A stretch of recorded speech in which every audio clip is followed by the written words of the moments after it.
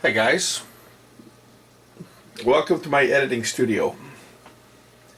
This little demonstration video is trying to demonstrate why you might not want to upgrade to the new Studio 17 if you're using Studio 14.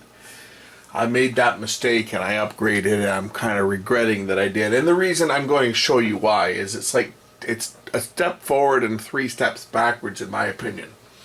So what I do my time-lapse videos with this software, and I'm just shooting this off the screen because this one doesn't have a screen capture utility, and that was one of the reasons I bought version 17 was because you could capture a screen. But it's not easy. It's not easier to operate. I find it's a lot more confusing, and there's a lot more steps to go through to achieve what I can achieve very, very simple with this one. So what I'm going to do is I'm going to open a couple clips and I'm going to just time-lapse them. So the first thing I do is I go to my edit. Now I've already got the files copied on my hard drive. I don't need to import them from anything. I don't need to capture them from a tape or anything. They're copied over from the SD card from my camera. So the first thing I'm going to do is I'm going to go and grab from my folder, and I'm going to go to my computer. I'm going to go to my folder with my video in it, and I'm going to capture a couple clips. I'll start out with, well, I can take any of these clips, but I can pick any of the clips. I don't have to highlight them all. I can just pick the first clip and I click open. And what's going to happen, it's going to try and detect the scenes, but I can just cancel that, and then I can go up to the top and I can click files, and all of my files show up. I'm going to open up file number 3 because it's got some movement on it and drag it down to the timeline. This is my, I'm going to turn off the sound by just going over and muting the sound because I don't need the sound that was recorded with the camera. So I can just go over here and mute. I don't know if you can see that, but there's a little mute button down there. If I tag this timeline, I can scrub the timeline and I can see what's on here. If I want to put it on my external monitor, all I gotta do is just click over here and it will throw it to my large monitor. But I'm gonna, for this demonstration, I'm gonna keep it on the screen. I want to speed this clip up and I want to set it to music. So I want to grab a music track, I go over and I click on music, and I can pick, you know, any of my music tracks. Why not, right? I just click it and it starts to play. Okay, I want to pick this music, or you know, I can pick any music I want. This is all royalty-free music from my library. I've got a huge library of it that I've purchased over the years. So I want to pick that track. So I take it and I drag it down to the music track and drop it down. Now my timeline is there. If I play it, I've got my music track. Simple enough. Right now I want to time lapse this. I want to time compress this. So I go to the video track and I right click on the track and I open the effects toolbox. There's my effects. I click on speed. I click OK and I drag my speed up to, we'll say, 500%. Now we'll notice that it did shorten my timeline here for my music, but that's okay. I can just stretch that back out. It hasn't done anything with it other than I just have to stretch it back out. But now my video is now compressed. Haven't rendered it yet, but it's there. Now, I want to take my next clip, so I go back up and I click on the picture of the camera, and it has a checkbox to show me that I've got this clip. My next clip I'm going to take is this one. Drag it in, drop it down. Butt it up to the end of the previous track. I want to repeat the same effect. So I go back to my first track and I right click and I click copy all effects, or Control E. I go over to my second clip and I can either right click and click paste effects, or I can just do a Control D. And in this case I normally just do a Control D. So I highlight the clip, Control D. Now I've now time lapsed that second clip. And again, I can take my music timeline and just stretch it back out. If you drop your music in after you've done it, you don't have to do this, but I just drag it back. And my third clip, Just take my third clip, same thing. Drag my third clip down, drop it on. Control D. I've now time-lapsed my third clip. For the sake of this video, I'm only going to do 3 clips. I'm not going to go anything beyond this because it's going to take a while to render it out. So, just for this demonstration video, I'm going to end it here. I go up to make movie. I click on my settings, or I set my video type. I'm using MPEG-2 to compress this because it's faster and the quality is much better than compressing it to MPEG-4. So go down, I click on create file, and then I just give it a file name. I'm going to call this looking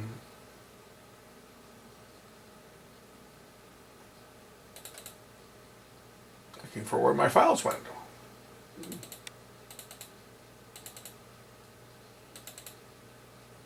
It's like my files have all disappeared. Very interesting. If I seem a bit shocked in my last response there, it's because I had a folder called, on my big disk, called Output Studio Render, where I rendered all of my movies. Everything that I've done in studio in the last 2 years. Every single copy of every video I've done was in Studio Render.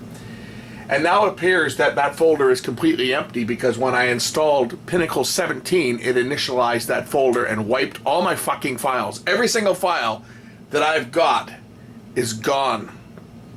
Thank God for YouTube, huh? Everything I've done, all my master files are gone. There's nothing. Everything's wiped.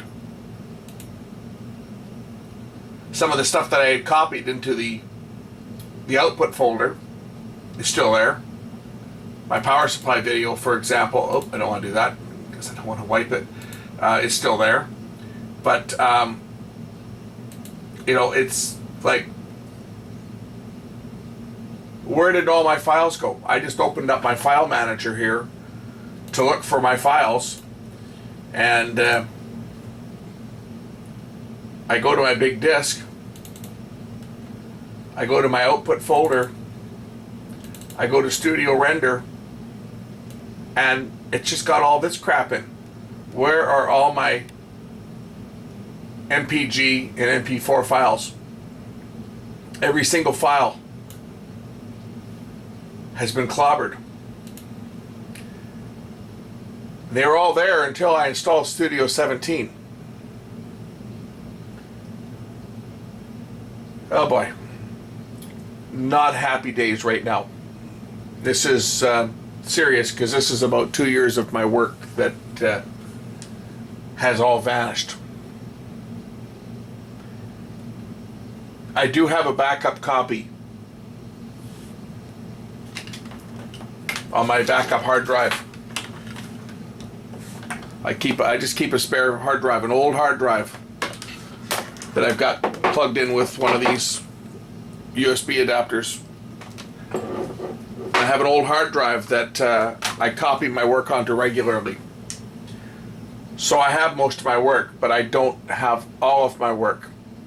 Namely the video that I just did that I haven't uploaded yet, that I spent about 6 hours working on, and I haven't uploaded it yet, and I hadn't made a backup copy because I just did that video before I installed Pinnacle 17. I just finished rendering it out and I had not uploaded it to YouTube, and I decided I would install Pinnacle 17. I don't know what to say. Anyway, let's go back and render this freaking video to show you how this works. This was supposed to be a demonstration video, but now it's turned into frustration. Create file. I'll just call it test. Studio 14, for lack of better. Right? I mean, for that matter, I can take it and put it in. I'll put it in the Studio 17. I created a separate folder for its files to go in because I made a test file with Studio 17 just to see how it would work. But test Studio 14, I click save. and Studio 14 goes to work and starts rendering my movie. Once this is rendered, I'll do the same procedure with Studio 17 and show you how many more steps are required to do the same movie under Studio 17. And then you can decide for yourself whether you want to upgrade it or not. I've got this very sick feeling right now, knowing that I've lost a lot of files. Not happy days here. This kind of sucks, actually. As we wait for this to render out, I cannot understand for 1 second why installing Studio 17 would completely wipe my directory that Studio 14 was using. I didn't point it to that folder. I created another folder. As you can see, if I go to my big disk, I've got some raw files in here that I was working on, but everything I sent to the output folder. And I had Studio Render, and I created a file. I created one for Studio 17. Right now we're just waiting for this to finish rendering, and then I'm going to show you the same. I'm going to put the same clips together on Studio 17, and then we'll take a look at the output. I just wanted to show you how the procedures differ between Studio 17 and Studio 14, and why you might want to hold off upgrading to Studio 17. And had I known what I know now, I would never have upgraded, because even though it does offer some features that sound nice, like being able to do a live screen capture, it uses a lot of computer disk space. The add-on files that come with it do not install where you tell them to install. I have on my desktop here, I have a solid state drive. I have a program drive, which is a 500 gig. Then I have a 2 terabyte drive that I use for my video files, and then these are external drives that I've got plugged into it. Another 2 terabyte, a 750, another terabyte drive here. And anyway, I go to my Windows solid state drive, and I go into program, I think it's program files, and we'll find that Pinnacle has gone, and Pinnacle has put a bunch of files. Here we go. So on my C drive, the Smart Sound software has installed 2 gigabytes of sound files. I had no choice. It didn't give me the option of installing them anywhere else. To say it's created a bunch of stuff, all these preview files. Yeah.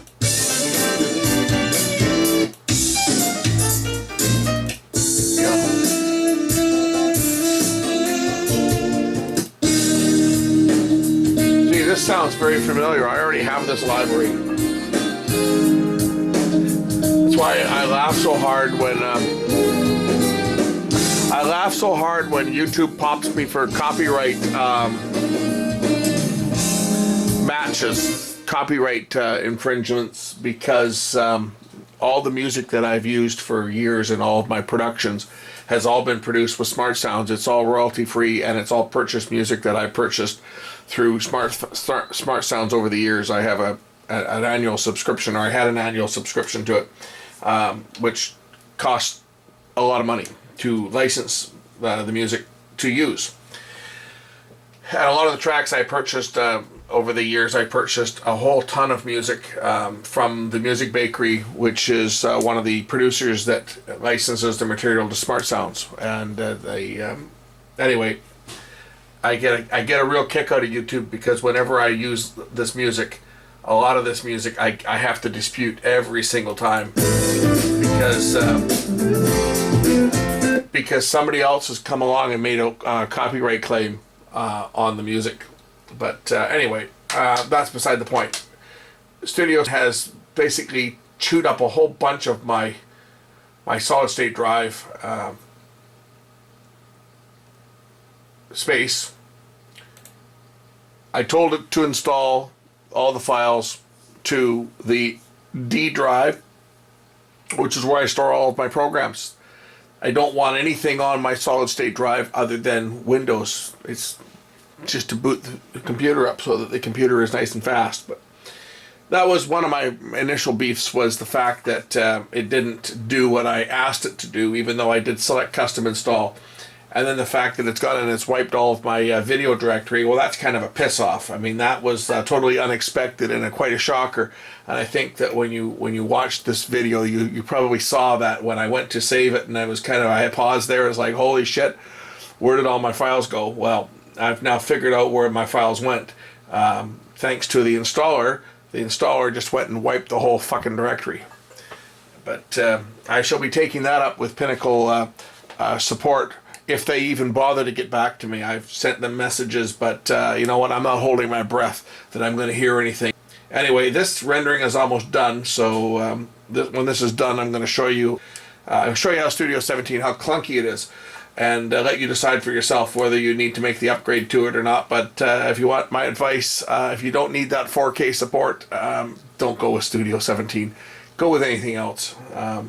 Myself, was a professional editor for years, and I used Adobe Premiere, which was wonderful. I used CS4, that's the latest version that I bought. Premiere is expensive. It's more than most people would need, and that's why I went with Pinnacle Studio, because Studio, the first version of Studio I used was Studio 11, and then I went to 12 and then to 14. And the reason I made the upgrades is because of different video codecs and higher resolution. Studio 14 will do 1080p, which is good enough for me.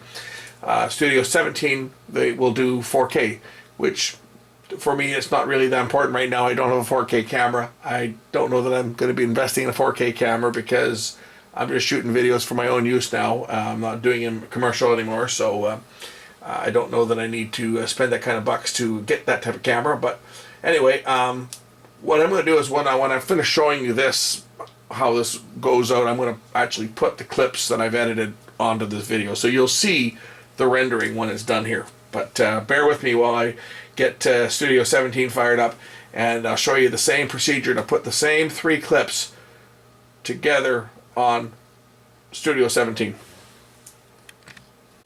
So my make movie is now complete. My little message up here tells me that my movie is completed. So if I go over to my computer and I go into the big disk, and I go into the output folder, and I go into the Studio 17 folder, the one I created specifically for the Studio 17 files, and you'll see that I've got 3 files in here. I've already done the Studio 17 file, and I won't re-render it because it takes forever. Here's the one I just did. Right, under Studio 14. I did this file here under Studio 17.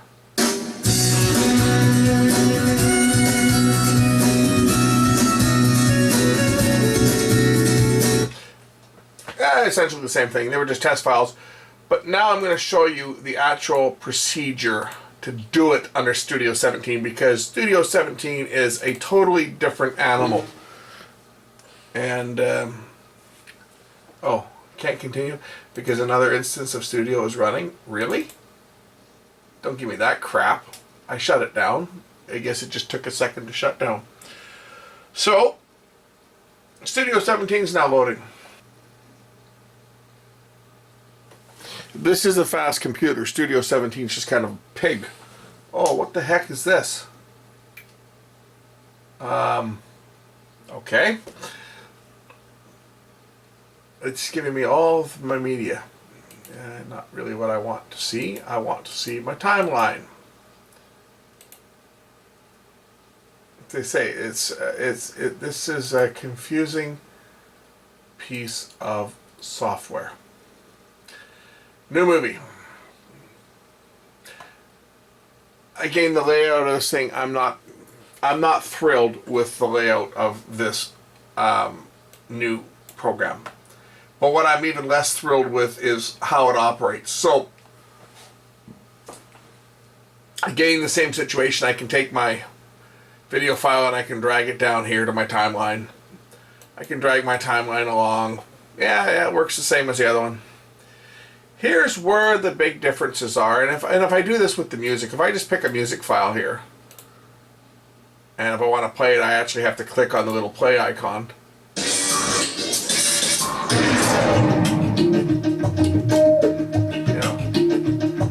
First of all, it doesn't give me the name of the song, so I don't even know what I'm working on here. I kind of just have to kind of guess blind. It doesn't give me a...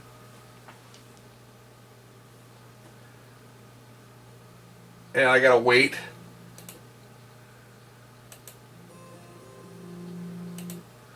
I don't want that one. You know, I gotta find, and I gotta wait. I mean, this is, you know, when I pick my music, it's slow. Like, a render operation is pending. You know, I gotta wait.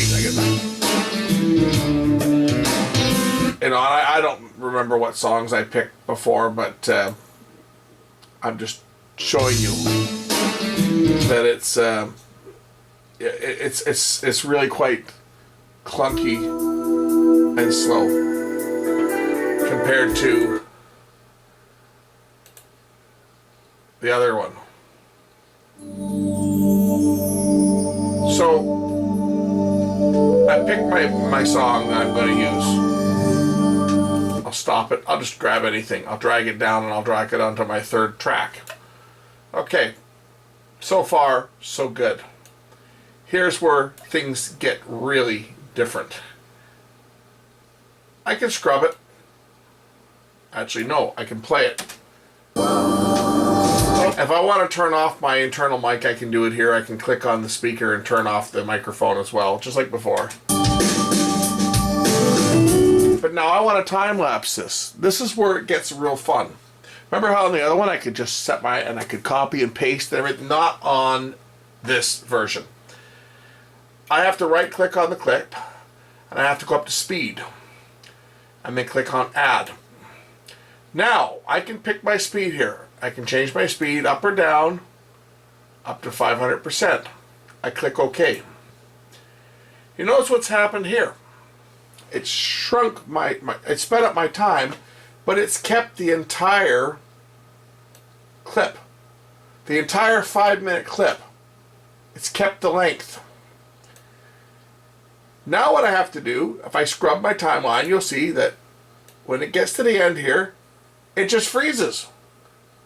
Like, it freezes the last frame. Now what I got to do is I actually got to cut this segment out.